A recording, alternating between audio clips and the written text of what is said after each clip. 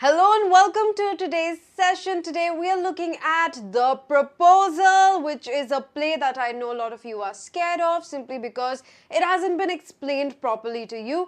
But just so you know, it is written by one of the most famous playwrights, short story writer, a person who is read by literally all your favorite movie script writers because he is the OG when it comes to writing good storylines.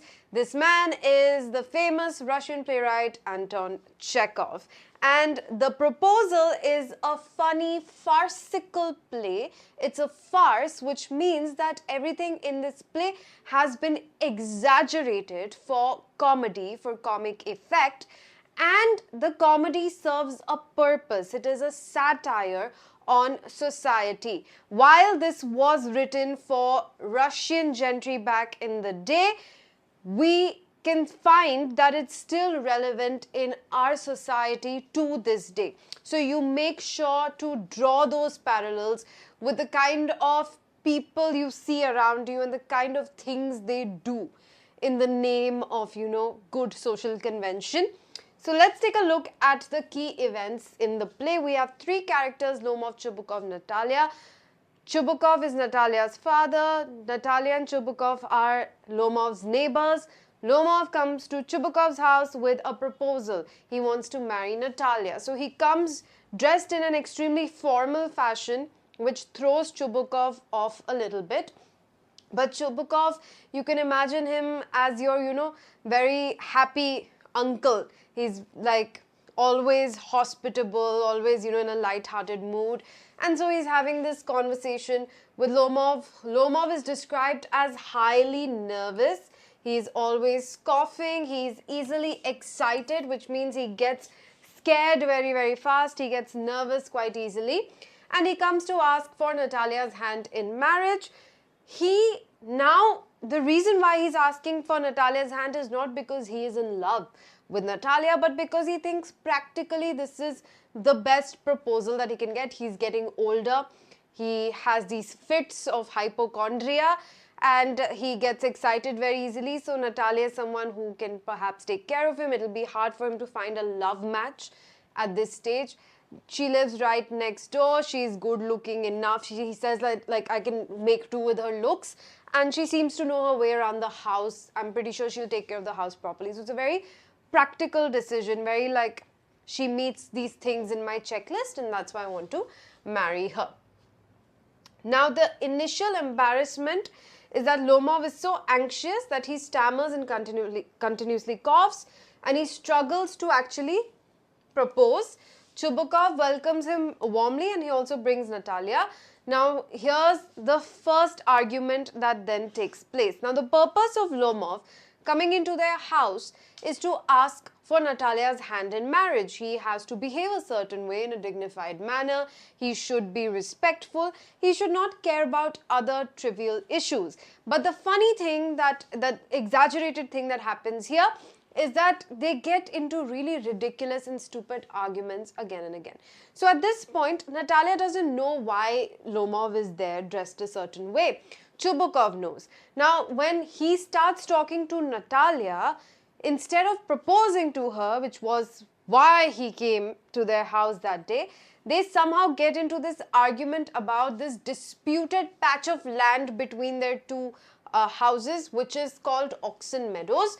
Now, it's a quarrel about who owns the Oxen Meadows, and they go into like ridiculous histories of, this was owned by my grandmother, she gave them to your laborers for use, all of it useless. The point of the argument and the way it is written is to show that they are arguing about such a ridiculous thing, because come to think of it, if Natalia and Lomov get married, it doesn't matter whom the Oxen Meadows belonged to. Now it will belong to both of them, right? Because assets also come together when you get married. Instead of thinking about that, they get into this really stupid, trivial argument about who owns Oxen Meadows, even though it's not a very useful piece of land for them. It's not like they're using it for agriculture or farming. It's just a matter of ego, right? So here what we see, Now, what are the elements of a farce? The first element of a farce is Lomov's behavior in general. How him being anxious is exaggerated for comic effect in the play. Second, how he comes for something else and it totally turns into a disaster. The woman he's supposed to propose to, he's now having an argument with her without even realizing that the thing they're arguing over is not important to either of them and it will belong to both of them if he actually proposes and she says yes. The triviality of the dispute escalates quickly into insults. Now they both start insulting each other's families, and this is how fights generally tend to happen. You can see around you, it will start off with something very small like a parking dispute and it will turn into this war. It has escalated to the point where people have killed each other over this, right? So that's how these small trivial issues lead to such big fights that you're wondering how this ever got to that level, right? Now, here Lomov finally collapses, which is again done for comedic relief. He is clutching his heart and he thinks he is getting a heart attack, but he's only getting very, very nervous, which is his character. Alright, then he recovers, he tries to propose again. When he does, he summons the courage to declare his love. And Natalia also becomes very hysterical in the middle when Chubukov tells her that, Lomov was actually here to propose to you after they fight and he leaves.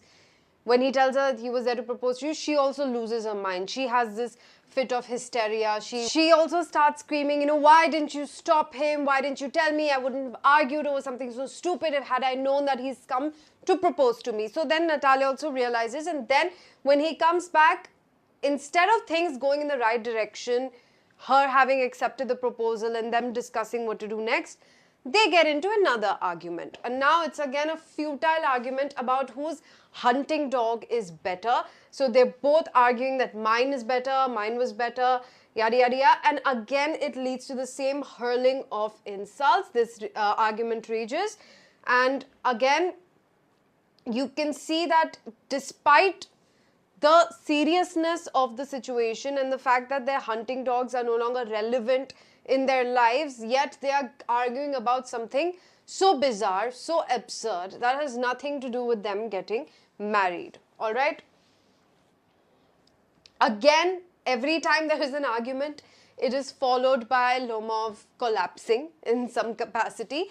So Lomov again gets his palpitation fits, and Natalia again feels bad. She apologizes to him, and in the course of this, they both decide that, okay, let's get married. Let's get this over with. And the play ends with them agreeing to marry, and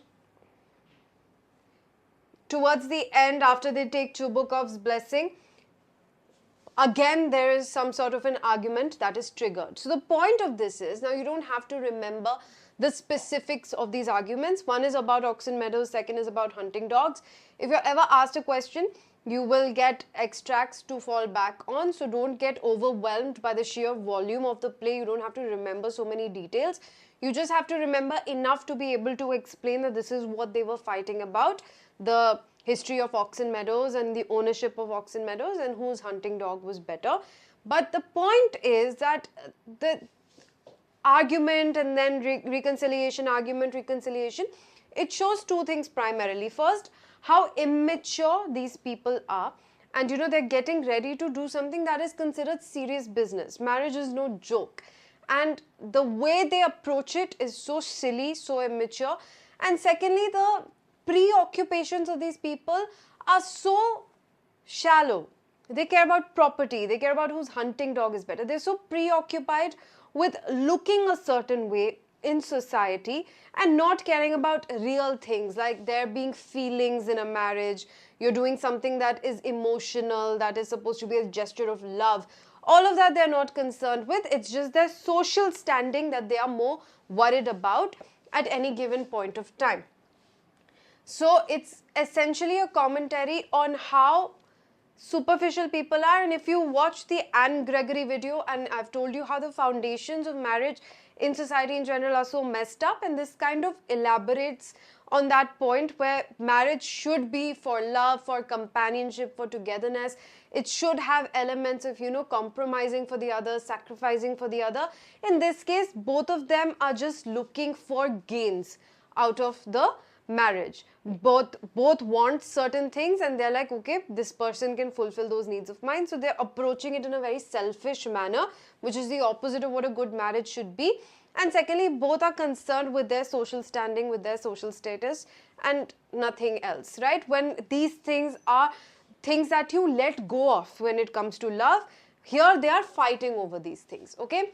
So important characters here, obviously Lomov, Natalia and Chubukov. If we bring out their characteristics, Lomov is obviously an extremely nervous, anxious fellow, and we can call him a hypochondriac, which means he's just, hypochondriacs are those that even if nothing's happening, if you're not sick, you're constantly worried about, okay, has this happened to me, has that happened to me, extremely paranoid about your health, right?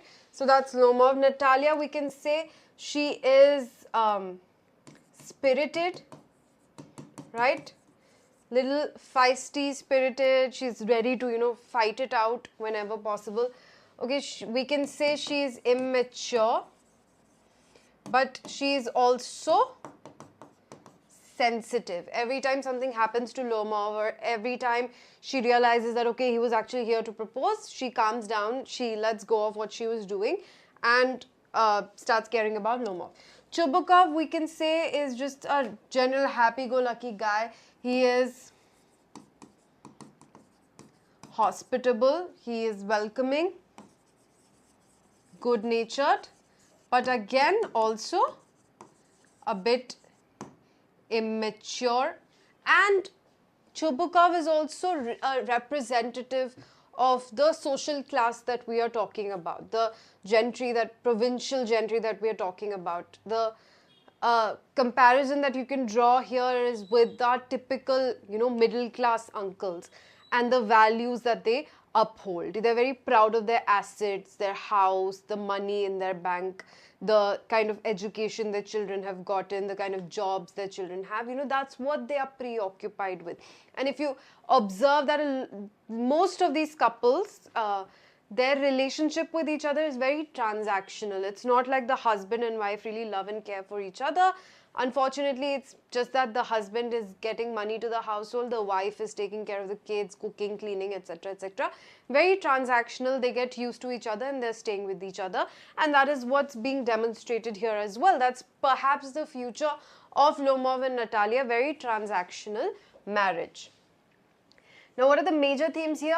The absurdity of social trivialities. Now, here, Lomov comes impeccably dressed. He knows that, for an occasion such as this, that is a proposal, he has to be dressed a certain way. He cannot take it lightly. So that he's taking care of. He knows the social convention of having to dress up a certain way, but look at his behavior over there. Is his behavior how one should behave when they're proposing to someone? Absolutely not. So it's absurd, the kind of rules that we pay more attention to, that we choose to follow, versus what is more important that we choose to ignore. We have human pride and ego, how our different things like, our social standing, our property, our possessions, all of that adds to our ego, feeds our pride. And we make it a part of our identity and constantly use it to one-up the other, that, hey, I am better than you are. Hypocrisy of social manners, again, similar to what I had said. There, how you want to be considered a refined class of people who follow social conventions, but then you have no control over yourself when it comes to, hurling abuses at someone's family and the entire lineage.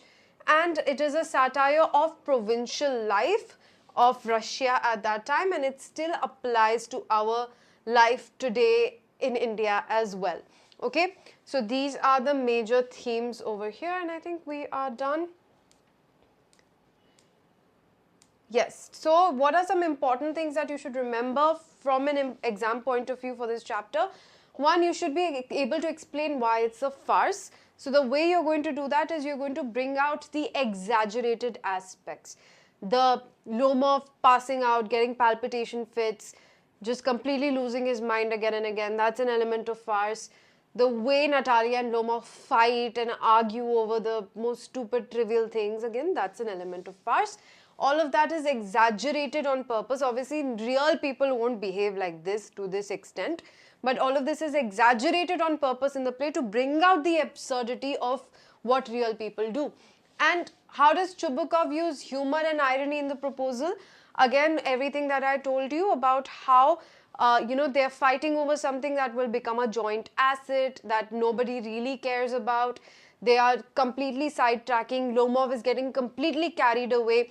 Natalia first is fighting with him, but when she realizes that he was actually here to propose, she forgets about everything she was fighting about.